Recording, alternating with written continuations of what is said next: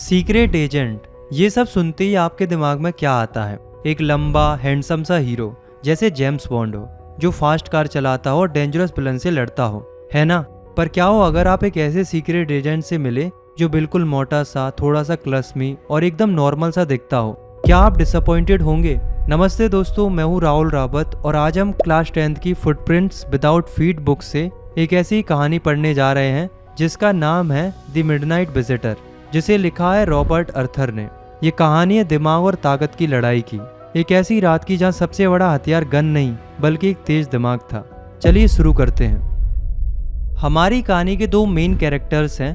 पहला है फाउलर, एक यंग राइटर जो सीक्रेट एजेंट्स की एक्साइटिंग एंड रोमांटिक लाइफ पर लिखना चाहता है, और दूसरा है ओसाबल, वो सीक्रेट एजेंट जिससे फॉलर मिलने आया है। पर बेचारा फॉलर बहुत ही डिसअपॉइंटेड है। क्यों? क्योंकि ओसाबल बिल्कुल भी जेम्स बॉन्ड जैसा नहीं दिखता।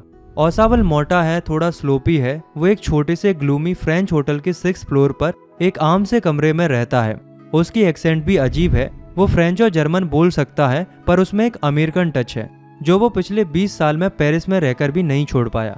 फॉलर को लगता है कि अरे यार, ये कैसा सीक्रेट एजेंट है, इसके पास ना ही डार्क आई ब्यूटीज है, ना ही कोई मिस्टीरियस फोन कॉल्स हैं। एकदम बोरिंग लगता है, एकदम बोरिंग। ओसाबल फॉलर की डिसअपॉइंटमेंट को समझ जाता है। वो फाउलर से कहता है कि तुम्हें लग रहा होगा कि मैं एक सीक्रेट एजेंट के रोल में फिट नहीं बैठता, पर चिंता मत करो, आज रात मुझे एक बहुत ही इंपॉर्टेंट सीक्रेट पेपर मिलेगा जिसके पीछे बहुत सारे मैन एंड वुमेन ने अपनी जान रिस्क में डाली है। हो सकता है आज थोड़ा ड्रामा भी हो जाए। ओसाबल अपने रूम का दरवाजा खोलता है, लाइट ऑन करता है और फाउलर की सारी बोर्डम एकदम से गायब हो जाती है और ओसाबल का ड्रामा वाला प्रेडिक्शन सच हो जाता है। रूम के बीच में हाथ में एक छोटी सी ऑटोमेटिक पिस्टल लिए एक और आदमी खड़ा था, मैक्स। ओसाबल एक पल के लिए भी नहीं घबराता। वो कहता है, मैक्स तुम यहाँ? मुझे लगा कि तुम बर्लिन में हो। तुम मेरे रूम में क्या कर रहे हो? मैक्स, जो पतला था, ज्यादा लंबा नहीं था और उसके फीचर्स थोड़े लोमड़ी यानी कि फॉक्स जैसे थे, वो कहता है, ओसाबल मैं यहाँ उस सीक्रेट रिपोर्ट के लिए आया हूँ जो तुम्हें मिलने वाली है, मिसाइल्स के बारे में। वो रिपोर्ट मेरे पास तुमसे ज्यादा सेफ रहेगी। और वो अपनी गन से इशारा करता है। सिचुएशन बहुत ही डेंजरस लग रही थी। अब यहाँ से शुरू हुआ दिमाग का खेल। ओसाबल गन पॉइंट होने के बावजूद भी बिल्कुल नहीं घबराता। वो आराम से एक आर्म चेयर पर बैठ जाता है और गुस्से में कंप्लेन करना शुरू कर देता है। किस बारे में? एक वॉल्कनी के बारे में। वो मैक्स से कहता है, यार मैं तो होटल मैनेजमेंट से कंप्लेन कर करके थक गया हूँ इस बालकनी के बारे में।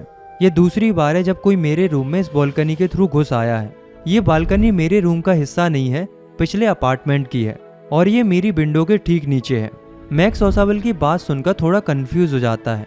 बालकनी? पर मैं तो पास की से अंदर आया हूँ, मुझे नहीं पता था कि यहाँ बालकनी भी है। ओसाबल की कहानी ने अनजाने में मैक्स के दिमाग में एक एस्केप रूट का आइडिया डाल दिया था। ओसाबल इतना कन्विंसिंग था कि फॉलर भी उसकी तरफ देखने लगा और सोचने लगा कि कहाँ है बालकनी। अभी ये सब चल ही रहा था कि अचानक दरवाजे पर जोर से नॉकिंग हुई। मैक्स एकदम से घबरा गया। उसने ओसाबल से पूछा कि ये कौन है। ओसाबल ने अपने चेहरे पर एक स्माइल के साथ कहा, दी पुलिस। उसने कहा कि मैंने ही पुलिस को बुलाया था। रिपोर्ट इतनी इंपॉर्टेंट है तो थोड़ी एक्स्ट्रा प्रोटेक्शन तो बनती है। मैंने उन्हें बता रखा है कि मेरे पास एक बहुत ही इंपॉर्टेंट पेपर आने वाला है, तो थोड़ी एक्स्ट्रा प्रोटेक्शन के लिए वो बीच बीच में चेक करने आएंगे। अब मैक्स का चेहरा डर से पीला पड़ गया। पुलिस? वो घबराहट में ओसाबल से पूछने लगा कि अब मैं क्या करूं। ओसाबल ने बालकनी की तरफ इशारा किया। मैक्स ने कहा कि मैं वही इंतजार करूंगा, पुलिस को वापस भेज देना वरना मैं गोली चला दूंगा। नॉकिंग और तेज हो रही थी। मैक्स तेजी से विंडो की तरफ भाग गया। उसने अपनी एक टांग बाहर निकाली और फिर दूसरी टांग भी बाहर निकाली। उसने दरवाजे के नॉब को देखा जो घूम रहा था और वो नीचे नॉन एग्जिस्टेंट बालकनी पर कूद गया और एक जोर से चीख सुनाई दी। दरवाजा खुला और वहां कौन था? पुलिस? नहीं, एक वेटर जिसके हाथ में एक ट्रे थी जिस पर 2 गिलास और एक बोतल थी जो कि ओसाबल ने पहले ही ऑर्डर कर रखी थी। वेटर ने ट्रे टेबल पर रखा और चला गया। फॉलर, जो अब तक सांस रोके ये सब देख रहा था, वो हैरान था। उसने हकलाते हुए पूछा, पर पुलिस? ओसाबल ने कहा कि कोई पुलिस नहीं थी। तो फॉलर ने पूछा, फिर वो आदमी बालकनी पर? तो ओसाबल ने कहा, no he want return. You see my young friend, there is no balcony. ओसाबल ने कहा कि वो वापस नहीं आएगा क्योंकि मेरे दोस्त वहाँ कोई बालकनी है ही नहीं। तो दोस्तों, ये थी द मिडनाइट विजिटर की कहानी। एक ऐसी कहानी जो हमें बताती है कि असली ताकत, असली हथियार इंसान का दिमाग होता है। ओसाबल शायद एक टिपिकल स्पाई जैसा नहीं दिखता था, पर उसकी प्रेजेंस ऑफ माइंड, उसकी क्विक थिंकिंग एक गन लिए हुए क्रिमिनल से कहीं ज़्यादा पावरफुल साबित हुई। उसने एक डेंजरस सिचुएशन को सिर्फ अपनी बातों से, एक झूठी वॉल्कनी की कहानी से और एक आने वाले वेटर की नॉकिंग से पूरी तरह से कंट्रोल कर लिया। उसने दिखा दिया कि ज़रूरी नहीं है कि हर हीरो मस्कुलर हो या जेम्स बॉन्ड जैसा दिखता हो। असली हीरो वो होता है जो मुश्किल वक्त में अपने दिमाग का सही इस्तेमाल करना जानता है। याद रखिए, sometimes the sharpest weapon in the room is a quick mind. उम्मीद है आपको ये थ्रिलिंग विटी स्टोरी पसंद आई होगी।